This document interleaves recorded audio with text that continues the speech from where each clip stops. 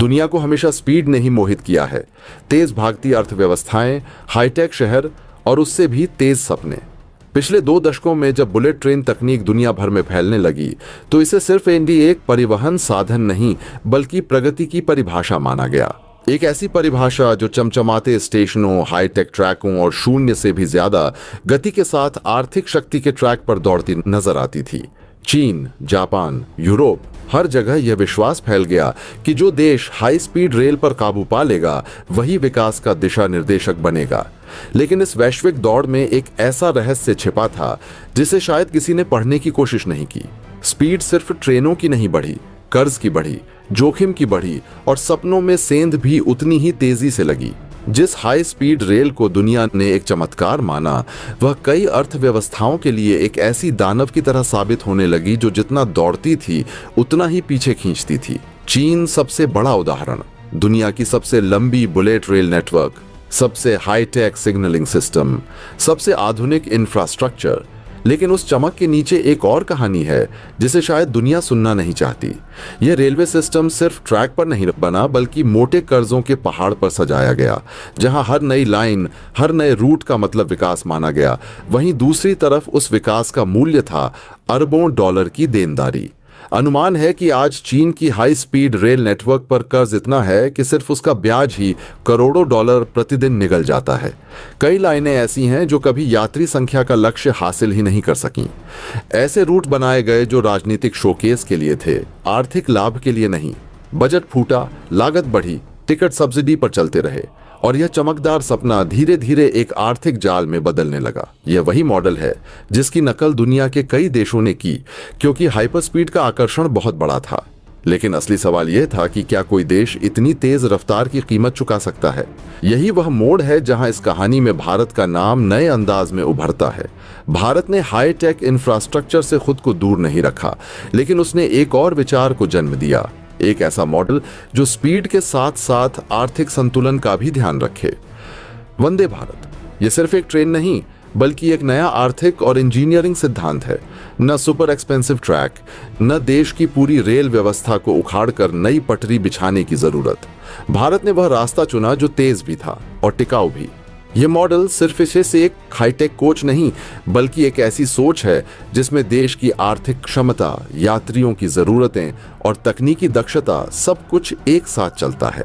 जहां दुनिया ने हाई स्पीड रेल का मतलब नए स्टेशन, नई नेटवर्क और नए कर्ज समझा, भारत ने कहा क्यों नहीं उसी ट्रैक पर स्पीड बढ़ाई जाए, क्यों नहीं वही व्यवस्था सुधारी जाए जहां पहले से ही आधार मौजूद है। और यही फर्क भविष्य की दिशा तय करता है, क्योंकि प्रगति सिर्फ चमकती पटरी नहीं, बुद्धिमानी से लिया गया निर्णय भी होती है। वंदे भारत सिर्फ ट्रेन नहीं, एक चेतावनी भी है दुनिया के लिए कि स्पीड को देखकर मत दौड़ो, आंकड़ों को देखकर सोचो।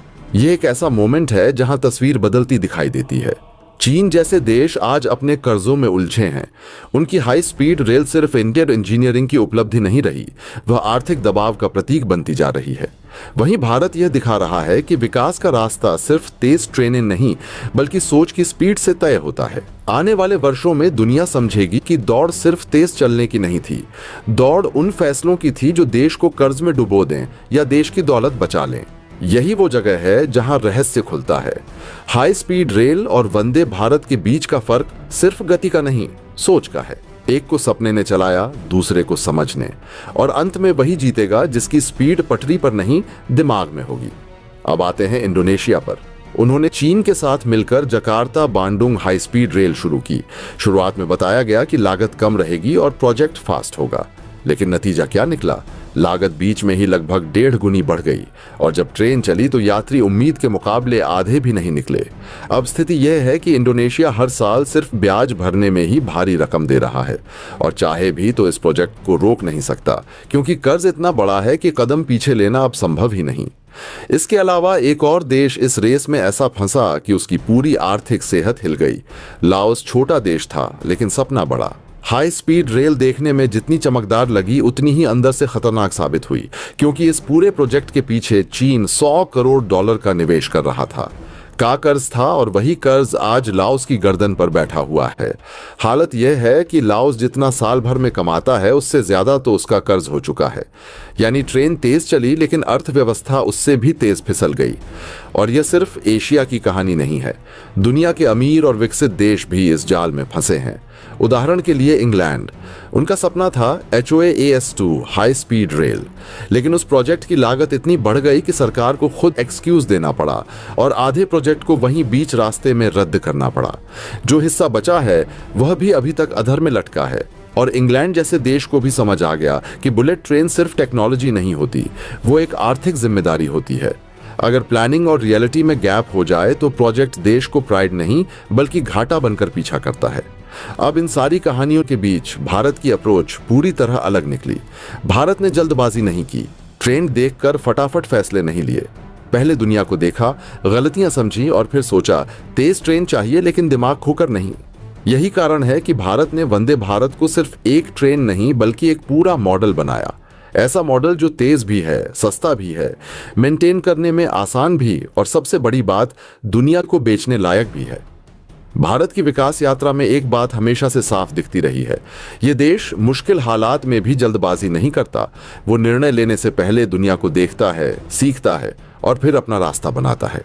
यही अप्रोच भारत के हाई स्पीड रेल विजन में भी दिखी। जब दुनिया तेज ट्रेन की दौड़ में भाग रही थी, कई देशों ने अरबों डॉलर झोंककर हाई स्पीड प्रोजेक्ट शुरू कर दिए।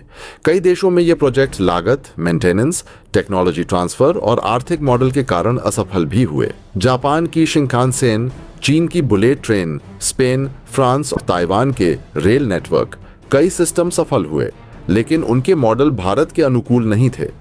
कई देशों में निवेश इतना भारी था कि रेल ऑपरेटिंग कॉस्ट ही अर्थव्यवस्था पर बोझ बन गई। भारत ने यही गलतियां पहले देखी। भारत ने समझा कि दुनिया में तेज चलने का मतलब सिर्फ स्पीड नहीं, स्मार्टनेस भी है। हाई स्पीड रेल तभी फायदेमंद है जब वो देश के आर्थिक, बाजार और भौगोलिक ढांचे के अनुकूल हो। इसलिए भारत ने वंदे भारत को सिर्फ एक ट्रेन नहीं बल्कि एक सोच बनाया। एक ऐसा सोच जो फैसले की तकनीक, अर्थव्यवस्था, डिजाइन और भविष्य की जरूरतों को एक साथ जोड़ती है।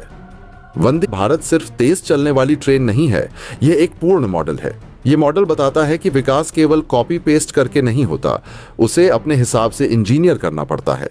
भारत ने बुलेट ट्रेन की रेस में भागने से पहले पूछा, हमें क्या चाहिए? क्या 350 किलोमीटर प्रति घंटा की ट्रेन देश की वास्तविकता है? क्या भारत के ट्रैक्स, स्टेशंस, पावर सिस्टम, जनसंख्या घनत्व, यात्री ट्रैफिक और शहरों की दूरी उतनी ही हाई स्पीड मांगते हैं? जवाब था, भारत के लिए मॉडल कुछ और होना चाहिए, तेज भी, आर्थिक भी और स्केलेबल भी। यहां भारत ने वही किया जो उसकी सबसे बड़ी ताकत है, इनोवेशन और ऑप्टिमाइजेशन। वंदे भारत की असली ताकत इसकी स्पीड नहीं, इसका कॉन्सेप्ट है high performance, low cost, high scalability. यह ट्रेन सिर्फ नई रेल नहीं बल्कि भारत की नई इंडस्ट्रियल रणनीति का प्रतीक बन गई। इसने भारतीय इंजीनियरिंग, डिजाइन, R&D और मैन्युफैक्चरिंग को एक साथ जोड़कर एक मजबूत घरेलू सप्लाई चेन तैयार की। वंदे भारत का असली गेम चेंजर यही है कि भारत ने इसे आर्थिक मॉडल बनाकर सोचा। लागत कम, मेंटेनेंस आसान, अपग्रेड सुविधाजनक और भविष्य में एक्सपोर्ट फ्रेंडली। दुनिया की हाई स्पीड ट्रेनें जितनी तेज हैं उतनी महंगी भी हैं। बिल्ड, रिपेयर, ट्रेनिंग, टेक्नोलॉजी, सब महंगा। लेकिन भारत ने ऐसा मॉडल बनाया जो मॉड्यूलर है, अपडेटेबल है और भारतीय रेलवे के मौजूदा सिस्टम पर ही दौड़ सकता है। यही भारत की समझ थी, इंफ्रास्ट्रक्चर को झटका देकर बदलना नहीं बल्कि धीरे धीरे उसमें नई रफ्तार डालना। जब भारत ने कहा कि वंदे भारत एक सेल्फ रिलायंट रेलवे इकोसिस्टम है, तो यह बात सिर्फ तकनीक तक सीमित नहीं थी। इसने रोजगार, उद्योग, मैन्युफैक्चरिंग, इलेक्ट्रॉनिक्स, ऑटोमेशन और सस्टेनेबल ट्रांसपोर्ट को जोड़कर एक ऐसा नेटवर्क खड़ा किया जिसे कोई एक झटका खत्म नहीं कर सकता। यहां भारत का विजन और देशों से अलग दिखता है। सिर्फ तेज रेल चलाना ही लक्ष्य नहीं था, एक ऐसा उत्पाद बनाना था जिसे दुनिया खरीदे, न कि सिर्फ भारत इस्तेमाल करे। भारत ने समझा कि रेलवे सिर्फ देश के भीतर उपयोग के लिए तकनीक नहीं है, यह अगली अंतरराष्ट्रीय मार्केट है। दुनिया के कई देशों में रेलवे को अपग्रेड की जरूरत है। उन्हें बुलेट ट्रेनें नहीं चाहिए बल्कि रिलायबल, अफोर्डेबल और इजी टू मेंटेन ट्रेनें चाहिए। भारत ने उसी मार्केट को टारगेट किया। वंदे भारत एक प्रूफ ऑफ कॉन्सेप्ट बनकर उभरा कि तेज ट्रेनों का मॉडल महंगा और एक्सक्लूसिव नहीं बल्कि पब्लिक फोकस्ड और किफायती भी हो सकता है। यह वही सोच है जिसने भारत को IT और सॉफ्टवेयर में दुनिया का नेता बनाया। भारत हमेशा वही करता है, पहले दुनिया को देखता है, फिर जो चीज दुनिया ने $100 में बनाई, भारत उसे $20 में बना देता है और बेहतर बनाता है। भारत ने हर चीज में संतुलन रखा। स्पीड बढ़ी पर सुरक्षा के साथ, कीमत घटी पर गुणवत्ता के साथ, टेक्नोलॉजी आई पर विदेशी निर्भरता कम हुई। यह अप्रोच केवल तकनीकी या सरकारी नहीं, यह भारत की सभ्यता और रणनीतिक संस्कृति का हिस्सा है। बदलाव लाना है पर समझदारी के साथ, तेजी चाहिए पर दिमाग खोकर नहीं। यही कारण है कि आज वंदे भारत सिर्फ एक ट्रेन नहीं, भारत की आर्थिक और तकनीकी आत्मनिर्भरता का प्रतीक है। इसके साथ भारत ने एक संदेश दिया, विश्व मंच पर खड़ा होना है तो नकल करके नहीं, बल्कि अपनी राह बनाकर। यही भारत की असली विशेषता है, यही उसकी विकास गति है, यही उसका वैश्विक पहचान बनने का तरीका है। वंदे भारत का असली मूल्य यही है कि यह भारत की अपनी सोच, अपना मॉडल और अपना भविष्य है, जो आने वाले समय में न केवल भारत की पटरियों पर दौड़ेगी, बल्कि दुनिया में भारतीय रेल टेक्नोलॉजी की पहचान भी बनेगी। दरअसल आज कई देश सोच में पड़ चुके हैं कि क्या उन्हें हाई स्पीड रेल चाहिए या वंदे भारत जैसा स्मार्ट, बैलेंस्ड और टिकाऊ मॉडल, क्योंकि असली प्रगति वही है जो देश को तेज दौड़ाए लेकिन कंधे पर कर्ज का पहाड़ ना डाले। दोस्तों, जरा पूरी तस्वीर जोड़कर देखिए। दुनिया के कई देशों को अब समझ आने लगा है कि बुलेट ट्रेन सिर्फ एक ट्रांसपोर्ट सिस्टम नहीं है, यह एक आर्थिक जुआ है, क्योंकि बुलेट ट्रेन की कहानी ट्रैक और ट्रेन बन जाने पर खत्म नहीं होती। असली खर्च उसके बाद शुरू होता है। बिजली का बिल, सर्विसिंग, मेंटेनेंस, सब्सिडी और सबसे बड़ा बोझ लोन का। अगर देश की जेब मजबूत हो तो यह मॉडल चलता है, लेकिन अगर अर्थव्यवस्था उतनी ताकतवर नहीं है तो बुलेट ट्रेन चमकने से पहले ही देश की आर्थिक नींव हिला देती है। यही वजह है कि पिछले कुछ सालों में चीन से लेकर इंडोनेशिया और इंग्लैंड तक हर जगह हाई स्पीड रेल की चमक फीकी पड़ने लगी है।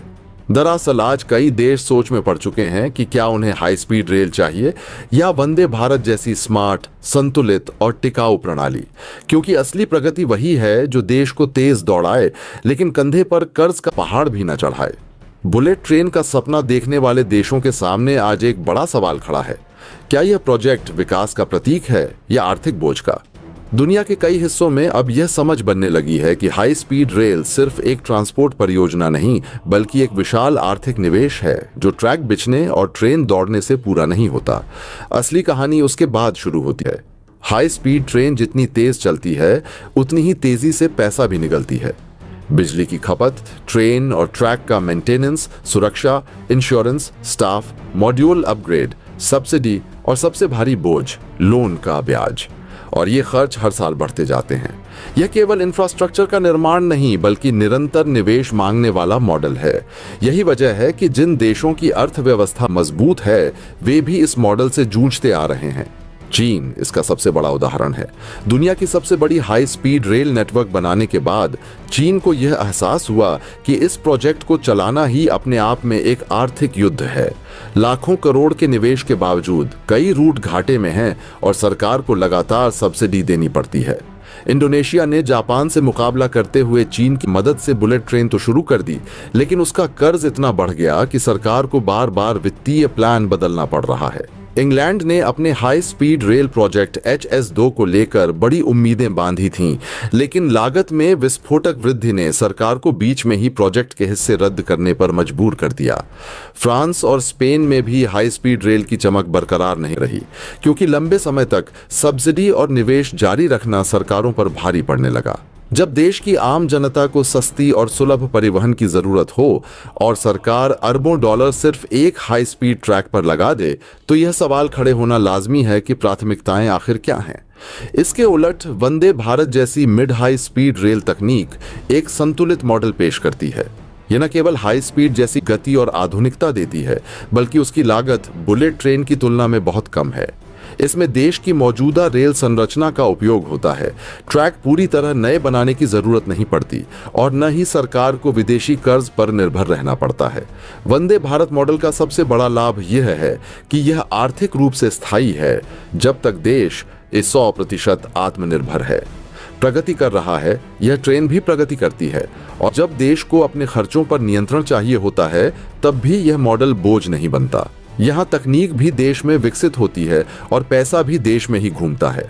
ये परियोजना आधुनिकता और व्यावहारिकता के बीच संतुलन बनाती है।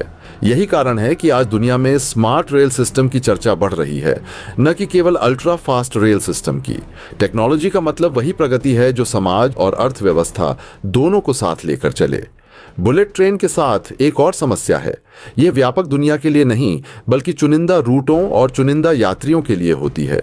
जहां हाई स्पीड रेल चलती है, वहां यात्री संख्या बहुत ज्यादा होनी चाहिए, तभी यह प्रॉफिट दे सकती है। लेकिन कई देशों में यह गणित बैठता ही नहीं। जबकि भारत जैसे देश में रेल सिर्फ परिवहन का साधन नहीं, बल्कि आर्थिक रीढ़ है। यहाँ हर शहर, हर वर्ग और हर यात्री के लिए रेल नेटवर्क जिंदगी का हिस्सा है। इसलिए यदि निवेश सिर्फ हाई स्पीड और महंगी तकनीक पर हो जाए, तो यह असंतुलन पैदा कर सकता है। इतिहास बताता है कि आर्थिक नीतियों में हमेशा वही देश आगे निकलते हैं जो व्यवहारिक निर्णय लेते हैं, न कि केवल सपने देखते हैं। विकास का मतलब चमकदार आंकड़े नहीं, टिकाऊ इंफ्रास्ट्रक्चर होता है। किसी भी देश का इंफ्रास्ट्रक्चर तभी मजबूत होता है जब वह आम आदमी के उपयोग में आए और आर्थिक लागत देश की क्षमता के भीतर हो। आज दुनिया जिस दौर से गुजर रही है, उसमें आर्थिक संतुलन सबसे महत्वपूर्ण है।